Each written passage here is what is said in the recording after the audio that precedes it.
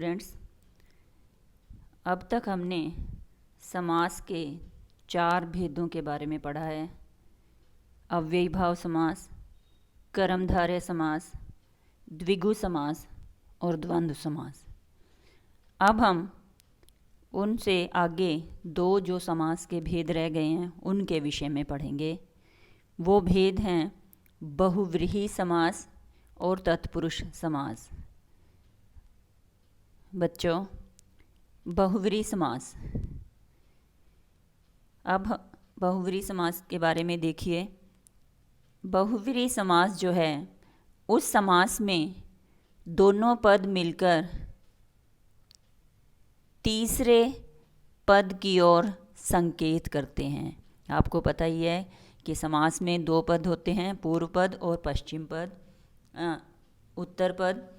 इसमें दोनों जो पद हैं वो मिलकर तीसरे पद की ओर संकेत करते हैं, उसे बहुव्रीहि समास कहते हैं। बहुव्रीहि समास में अन्य पद प्रधान होता है। इस समास में जब हम विग्रह करते हैं तो इसमें जिसका या वाला शब्द का प्रयोग होता है। उदाहरण से समझ आएगा बच्चों। देखो, जैसे नीलकंठ, आपको पता ही है नीलकंठ भगवान शिव को कहते हैं। यानी इसमें जो नील और कंठ जो 2 पद हैं ये अन्य पद यानी कि शिव जी की ओर संकेत कर रहे हैं। देखिए, और हमने देखा भी है कि इसमें जिसका या वाला का प्रयोग होता है। नीलकंठ का मतलब हो गया नीला है कंठ जिसका। क्लियर हो गया बच्चों कि बहुव्रीहि समास में दोनों पद मिलकर अन्य पद, ये जो अन्य पद शिव जी हैं उनको संकेत करते हैं कि नीलकंठ यानी कि नीला है कंठ जिसका शिव जी। अगला देखिए, मृत्युंजय। आपको ये भी पता है मृत्युंजय भी भगवान शिव को कहते हैं। तो मृत्यु को जय मीन्स जीतने वाला यानी शिव जी। तो यह बहुव्रीहि समास का उदाहरण है। अगला देखिए, चंद्रशेखर। चंद्र यानी कि चंद्रमा है शिखर पर जिसके। आपने शिव जी की फोटो देखी है कि शिव जी के जो जटाओं के ऊपर शिखर पर चंद्रमा होता है, तो शिव जी को कहते हैं। यह भी बहुव्रीहि समास का उदाहरण है। आगे देखिए, चतुर्भुज। चतुर्भुज यानी कि 4 हैं भुजाएं जिसकी, जिनकी 4 भुजाएं हैं यानी विष्णु भगवान। दशानन, 10 हैं आनन जिसके। आपको पता ही है रावण को कहते थे दशानन। तो यह भी बहुव्रीहि समास का उदाहरण है। साफ दिया है कि दोनों पद जो हैं दश और आनन, आनन यानी मुख, तो ये दोनों पद अन्य पद रावण की ओर संकेत कर रहे हैं, इसलिए यह बहुव्रीहि समास है। एक दंत। एक दंत यानी कि एक है दंत जिसका, गणेश जी। चक्र पाणी। चक्र है पाणी, हाथ को कहते हैं। पाणी यानी कि हाथ में जिसके। विष्णु भगवान के हाथ में चक्र होता है, तो ये विष्णु भगवान की ओर संकेत कर रहे हैं। चक्र है पाणी यानी हाथ में जिसके, चक्र पाणी। चक्रधर, चक्र को धारण करने वाला। विष्णु यानी कि या कृष्ण भगवान जी चक्र को धारण करने वाला। मुरलीधर, मुरली को धारण करने वाला। धर मीन्स धारण करना, तो यह भी कृष्ण भगवान को यानी अन्य पद की ओर संकेत कर रहे हैं। चतुर्भुज, इससे आ गया 4 हैं भुजाएं जिसकी, ब्रह्मा जी। त्रिलोचन, 3 है लोचन जिसके, शिव जी। वीणा पाणी, आपको पता ही है वीणा जो है सरस्वती माता जी के हाथ में होती है। तो वीणा है पाणी यानी कि हाथ में जिसके, सरस्वती माता जी। पीतांबर, पीत यानी पीला है अंबर जिसका, विष्णु भगवान जी को कहते हैं। बच्चों, इन सारे उदाहरण में जो है अन्य पद की ओर संकेत किया गया है। ये बहुव्रीहि समास के उदाहरण हैं। हम इसमें वाला शब्द का भी प्रयोग कर सकते हैं। पीतांबर का हम पीला है अंबर जिसका के साथ साथ पीले अंबर वाला भी लिख सकते हैं, तो वो भी ठीक होगा। त्रिलोचन यानी कि 3 लोचन वाला। तो वाला और जिसका या जिसके का प्रयोग होगा तो ये बहुव्रीहि समास है। अब देखिए बच्चों, आपने पीताम्बर पहले भी किया था, अब उसके बारे में देखिए कि जो बहुव्रीहि समास है उसमें और कर्मधारय समास में अंतर होता है।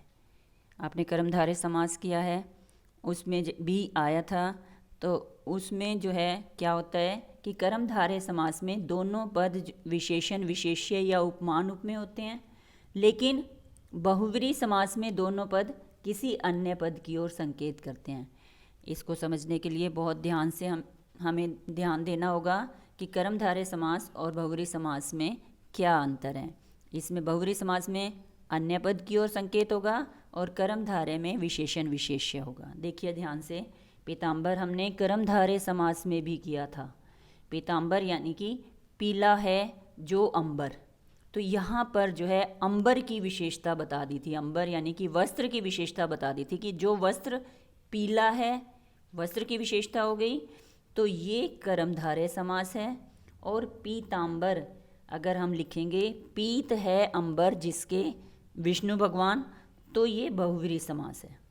बच्चों, अगर आपके पेपर में पीताम्बर लिखने के लिए आ जाए, ये आपकी इच्छा है, आप पीत है जो अंबर लिख दो या पीत है अंबर जिसके, दोनों ही लिख सकते हैं। बस हमें लिखते हुए यह ध्यान रखना है कि अंबर की विशेषता बताई तो कर्मधारय बनाना है, और किसी अन्य व्यक्ति के बारे में बताया तो विष्णु जी के बारे में, तो हमें बहुव्रीहि समास बनाना है। अगला उदाहरण देखिए, कमल नयन हमने किया था, कमल के समान नयन, और ये था हमारा कर्मधारय समास। लेकिन अब यह ध्यान से देखिए, अगर हम कमल नयन को बहुव्रीहि समास बनाना चाहें तो इसका हो जाएगा कमल के समान है नयन जिसके, कमल नयन उसे कहेंगे।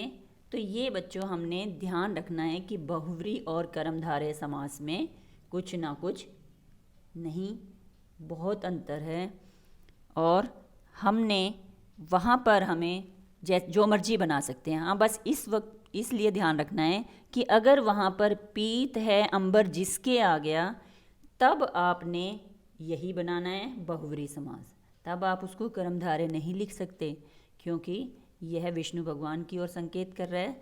तो ये ध्यान रखना है कि इनके अंतर को हमें पहचानना है। बच्चों, जैसे बहुव्रीहि और कर्मधारय समास में अंतर होता है, उसी तरह से बहुव्रीहि और द्विगु समास में भी अंतर होता है। देखो, द्विगु समास हमारा था कि द्विगु समास में हमारा पहला पद संख्या अर्थात गिनती होता था, परंतु बहुव्रीहि समास में दोनों पद किसी अन्य पद की ओर संकेत करते हैं।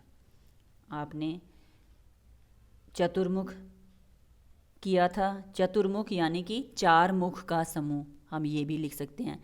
अगर हम ऐसे बनाएंगे, समूह में बनाएंगे चतुर, क्योंकि गिनती आगे दी हुई है, तो ये द्विगु समास बनेगा।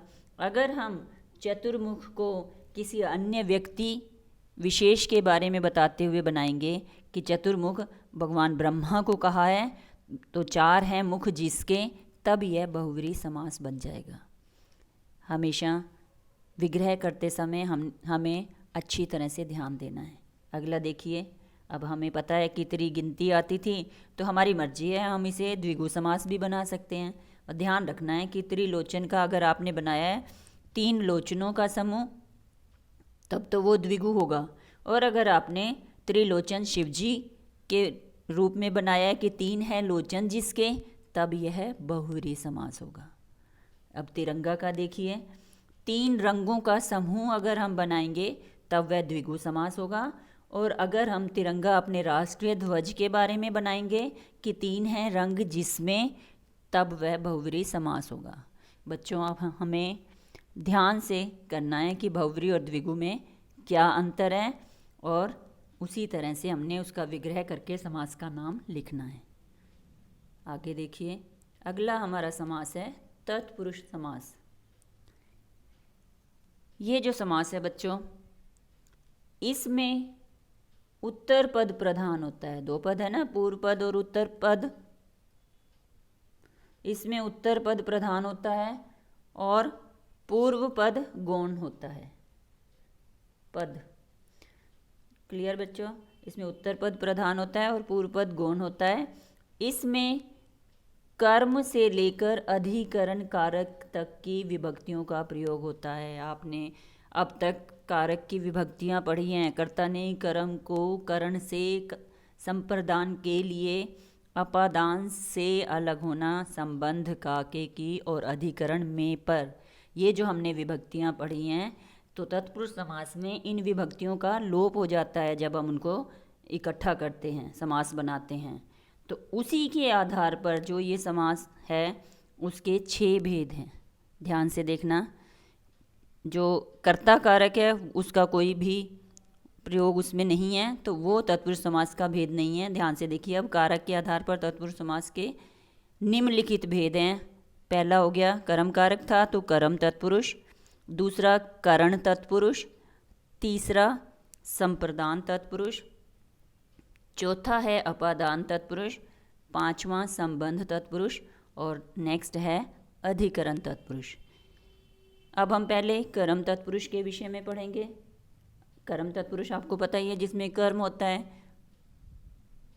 और कर्म की विभक्ति जो है को होती है। तो कर्म तत्पुरुष में कर्म कारक की जो विभक्ति को है उसका लोप हो जाता है। बच्चों ध्यान से देखना। इसमें कर्म कारक की जो विभक्ति को होती है उसका लोप हो जाता है। देखो इसका उदाहरण, ग्राम गत। ग्राम यानी कि गांव को, गत मीन्स गया हुआ। तो इसका जब ये विग्रह आएगा ग्राम गत, तो इसका विग्रह होगा ग्राम को गत। गांव को गया हुआ। क्या कर्म किया है उसने कि गांव को गया है। परलोक गमन। परलोक को गमन। यश प्राप्त, यश को प्राप्त। अब देखिए शरणागत। शरण को आगत। आगत का मतलब पहुंचा हुआ, आया हुआ। ध्यान से देखो। अब इसमें कहा है कि को विभक्ति का लोप होता है। तो अब यहाँ जो विग्रह में को विभक्ति है, जब हमने समास बनाया ग्रामगत तो उसका लोप हो गया, वो हट गया है। अगला देखो, परलोक को गमन। लोप यानी कि हट जाना, हट गया है।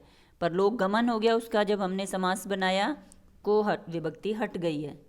यश प्राप्त में भी को विभक्ति हटकर यश प्राप्त हो गया। तो ये हमें ध्यान रखना है कि कर्म तत्पुरुष में को जो विभक्ति होती है वो हट जाती है, लोप हो जाता है उसका। नेक्स्ट देखेंगे अब करण तत्पुरुष। करण तत्पुरुष क्या होता है? इसमें जो करण कारक की विभक्ति होती है से होती है और के द्वारा, उसका लोप हो जाता है। अब ये देखिए ज़रा। अब जैसे ये दिया है तुलसी के द्वारा रचित, तो जब हम इसका समास बनाएंगे तो ये जो विभक्ति है के द्वारा, उसका यहाँ पर लोप हो गया है, बस तुलसी रचित बन गया है। ठीक है। अगला है हस्त यानी कि हाथ। हाथ को कहते हैं हस्त। से लिखित, हाथ से लिखा हुआ। तो इसमें भी से विभक्ति का लोप हो गया है और हस्त लिखित बन गया है। अगला देखिए अकाल से पीड़ित। से यानी कि के द्वारा एक ही बात है। तो यहाँ पर भी ये जो से विभक्ति है उसका लोप हो गया है और इसका समास बन गया अकाल पीड़ित। अब हम नेक्स्ट करेंगे संप्रदान तत्पुरुष। ध्यान से देखो बच्चों। संप्रदान तत्पुरुष हमें पता है कि संप्रदान कारक की विभक्ति को या के लिए होती है। किसी के लिए कुछ भी दान देना, किसी के लिए कोई काम करना, वो संप्रदान कारक होता है। तो इसकी जो विभक्ति है को और के लिए, उसका लोप हो जाता है, वो हट जाती है। ध्यान से देखो। अब देश प्रेम, तो इसमें जो है के लिए जो संप्रदान कारक की विभक्ति है उसका लोप हो गया है और बन गया है देश प्रेम। देश के लिए प्रेम था, देश प्रेम बन गया। अब राह के लिए खर्च। राह का मतलब है रास्ते के लिए खर्च। तो यहाँ जो के लिए संप्रदान कारक की विभक्ति थी उसका लोप हो गया और बन गया राह खर्च। बच्चों इसके बहुत से उदाहरण हैं। जैसे जैसे आप उदाहरण पढ़ेंगे उसके हिसाब से ही आपको अच्छी तरह से समझ आएगा। तो के लिए या को विभक्ति का इसमें लोप हो जाता है और भी उदाहरण हम ध्यान रख सकते हैं, जैसे मालगाड़ी। मालगाड़ी, इसका क्या बनेगा? माल के लिए गाड़ी। तो यहाँ पर भी के लिए का लोप हो गया, मालगाड़ी। नेक्स्ट जैसे हो जाएगा आराम कुर्सी। तो आराम करने के लिए जो कुर्सी है, आराम कुर्सी, तो के लिए का लोप हो जाएगा। नेक्स्ट देखो अपादान तत्पुरुष। अपादान तत्पुरुष जो है, इसमें अपादान कारक की आपको विभक्ति का पता है, से यानी कि अलग होना, उसका लोप हो जाता है। देखो ध्यान से, जैसे धन से हीन है, भी धन नहीं है उसके पास, धन से रहित है, तो धनहीन बन जाएगा, से विभक्ति का इसमें लोप हो जाएगा। ऋण मुक्त में से जो विभक्ति ऋण से मुक्त थी, उसका लोप होकर ऋण मुक्त बन गया। देश निकाला यानी कि देश से निकाला, तो से विभक्ति का इसमें लोप हो गया है, और ये जो है तत्पुरुष अपादान तत्पुरुष समास का उदाहरण है। चलिए आगे, जैसे अगर मान लो हो जल विहीन, जल विहीन यानी कि जल से रहित, जल जहाँ जल नहीं है, तो इसका भी क्या बन जाएगा? जल से विहीन। धर्म भ्रष्ट यानी कि धर्म से भ्रष्ट। जीवन मुक्त, जीवन से मुक्त। अगला है बच्चों संबंध तत्पुरुष। इसमें संबंध कारक की विभक्तियों का, के और की का लोप हो जाता है। का, के, की, आपको पता है संबंध कारक की विभक्तियां हैं, उनका लोप हो जाता है, वो हट जाती हैं। सिंपल सा उदाहरण है और ये आपको सबको आता ही है, जैसे राजपुरुष, राजा का पुरुष, तो ये जो का विभक्ति थी उसका लोप हो गया। घुड़ दौड़, घोड़ों की दौड़, तो ये की जो विभक्ति है उसका लोप हो गया। अब हो मान लो देव मूर्ति यानी कि देवों की मूर्ति, देव की मूर्ति, भगवान की मूर्ति। विद्यालय हमारा जैसे है, वो भी संबंध तत्पुरुष है, विद्या का आल्य, विद्या का जो घर है। आगे है राजपुरुष, राजा का पुरुष हो गया। घोड़ा गाड़ी बच्चों, घोड़े की गाड़ी। तो इसी तरह से संबंध कारक में का विभक्ति का लोप हो जाएगा। अगला है बच्चों अधिकरण तत्पुरुष। इसमें क्या होता है? अधिकरण कारक की जो विभक्ति है में है और पर, उसका लोप हो जाता है। देखिए ध्यान से, अब सिर दर्द का आपको पता ही है कि सिर में दर्द, तो जो ये में था उसका लोप हो जाएगा और सिर दर्द बन जाता है। कार्य कुशल यानी कि जो किसी भी काम में कुशल हो, निपुण हो, तो कार्य में कुशल, ये में विभक्ति का इसमें लोप होकर कार्य कुशल बन गया। अब घोड़े पर सवार है, तो ये जो पर है उसका लोप हो गया और घुड़सवार बन गया। डिब्बा बंद, तो डिब्बे में बंद, तो में का लोप होकर डिब्बा बंद बन गया। ज्ञानवीर, ज्ञान में वीर। अगला है बच्चों एक न तत्पुरुष भी आ जाता है। न तत्पुरुष का सीधा सा समझ आने वाली बात है कि इसमें पहला पद नकारात्मक होता है, नेगेटिव होता है। अब जैसे अन्याय, हमें पता है विपरीत शब्द एक तरह से ये होते हैं अन्याय, यानी कि जो न्याय नहीं है, इसमें अलग करने पर न लग जाता है, न न्याय अन्याय बन गया। न उचित नकारात्मक, तो अनुचित बन गया।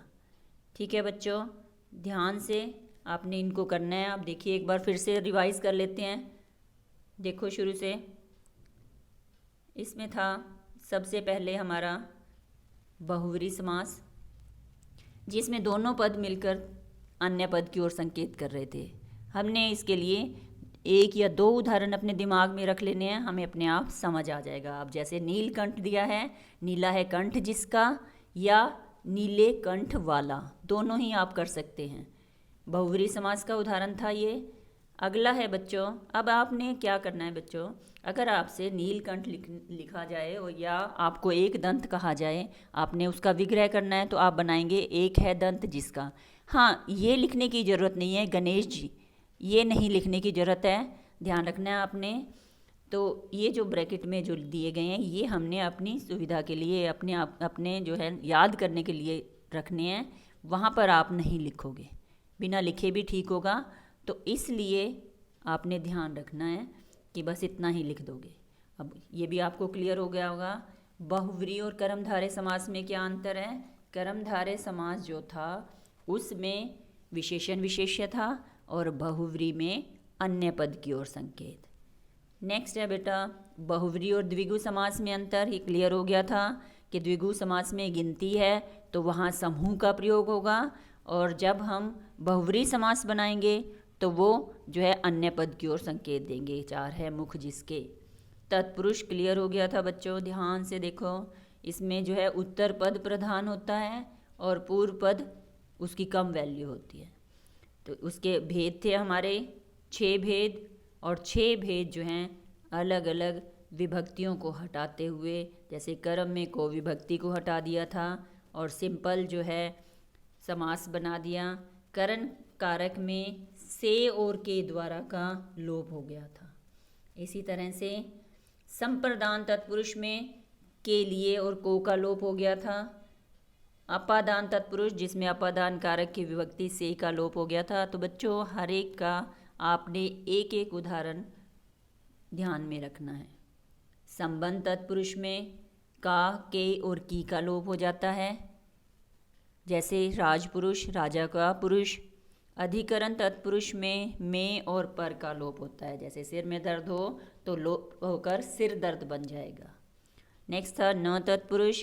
न तत्पुरुष में न लग जाता है, जैसे न न्याय नकारात्मक होता है और इसका अन्याय बन जाता है। अब बच्चों सबसे बड़ी बात ये है आपने ध्यान में रखनी कि जो तत्पुरुष समास अगर आपका पेपर में आएगा, मान लो आ गया सिर में दर्द और आपने बना दिया सिर दर्द, तो आप इसका जो है सिर्फ तत्पुरुष समास आंसर लिख देंगे। समास का नाम जब लिखना है तत्पुरुष समास, अधिकरण तत्पुरुष, संबंध तत्पुरुष, ये लिखने की ज़रूरत नहीं है।